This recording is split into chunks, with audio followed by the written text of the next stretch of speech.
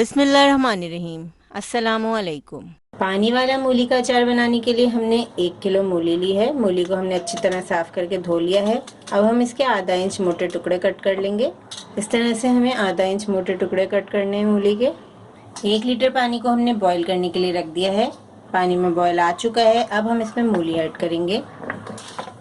मूली शामिल करने के बाद 2 से 3 मिनट हमें इसे बॉईल करना है। सिर्फ 1 से 2 उबाल आ जाएंगे, फिर हम मूली को छान लेंगे। 50% कुक करना है हमें मूली को, बिल्कुल नरम नहीं उबालना, बल्कि हम इसे थोड़ा सा सख्त ही रखेंगे। मूली को हमने तकरीबन 4 मिनट बॉईल कर लिया है। तकरीबन 50% ये गल चुकी है। अब हम इसे छान के बाउल में निकाल लेंगे। मूली को हमने बिल्कुल ठंडा कर लिया है, इसकी तमाम स्टीम निकल चुकी है। अब हम इसमें मसाले ऐड करेंगे। 3 खाने के चम्मच पिसी हुई राई ऐड करेंगे। 1 खाने का चम्मच भरकर लाल मिर्चों का पाउडर, 1 खाने का चम्मच नमक, या आप अपने हिसाब से भी डाल सकते हैं जायके के मुताबिक।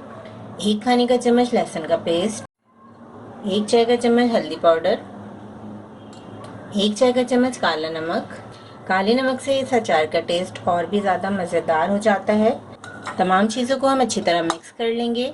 हम इस अचार में सिरके का इस्तेमाल नहीं कर रहे, राई से ही इसमें खटास आएगी, क्योंकि सिरके से अक्सर गला भी ख़राब हो जाता है। तो हम राई से ही इसमें खटास आने देंगे। 2 से 3 दिन में ये अचार खट्टा हो जाएगा। ये अचार बहुत ही मज़ेदार लगता है। दाल चावल के साथ, खिचड़ी के साथ आप इसे सर्व कर सकते हैं। इस अचार की ख़ास बात यह है कि हम इसे बग़ैर ऑयल के बना रहे हैं, तो ये हमारे लिए बहुत फ़ायदेमंद भी है हेल्थ के लिए, और इसके अलावा ये बजट फ्रेंडली है, यानी कि बहुत लो बजट रेसिपी है ये हमारी। हम इसमें ऐड करेंगे 3 ग्लास पानी। पानी आपने इतना ऐड करना है कि तमाम ये जो मूली है ये डिप हो जाए अच्छी तरह, और हम रोज़ाना इसमें चमचा चलाते रहेंगे। 3 से 4 दिन में इसमें खटास आ जाती है। हम इसे किचन में ही रख देंगे, इसको धूप में रखने की भी ज़रूरत नहीं है। बाउल को हम कवर कर देंगे। बहुत ही ज़बरदस्त विदाउट ऑयल हमारा मूली का अचार तैयार है। 4 दिन पहले हमने अचार डाला था, इसके बाद अब ये रेडी हो चुका है। इसका पानी भी बहुत खट्टा सा तैयार है।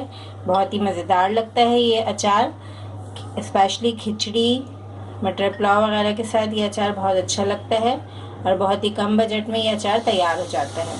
इस रेसिपी को ज़रूर ट्राई करें, क्योंकि हम बनाते हैं ख़ास आपके लिए हर रेसिपी को आसान अंदाज में। अपना ख्याल रखें और हमें अपनी दुआ में याद रखें। अल्लाह हाफ़िज़।